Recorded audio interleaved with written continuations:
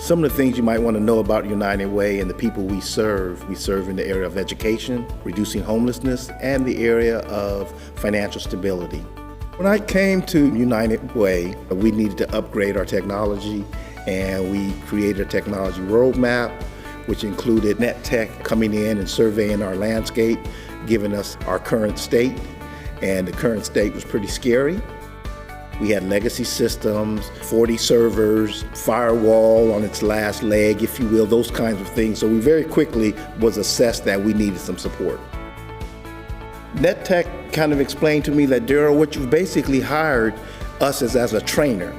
To get in shape, it's going to take some daily infrastructure improvements, understanding security. We're going to look for out-of-the-box options that tie into the 21st century technologies that allow you to seamlessly incorporate technologies.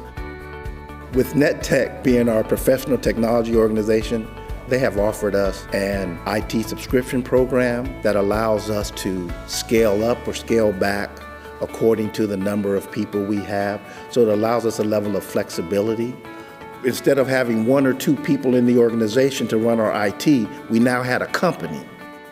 If I had to think of a word or two to describe NetTech, I would say security blanket.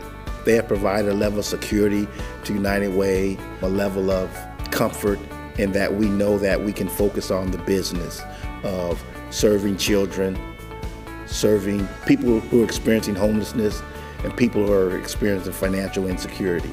And so I think we are in pretty good shape right now, and we thank NetTech for that. They've been a superhero to United Way, and I believe that they could be a superhero to other organizations that would consider using outsourced IT.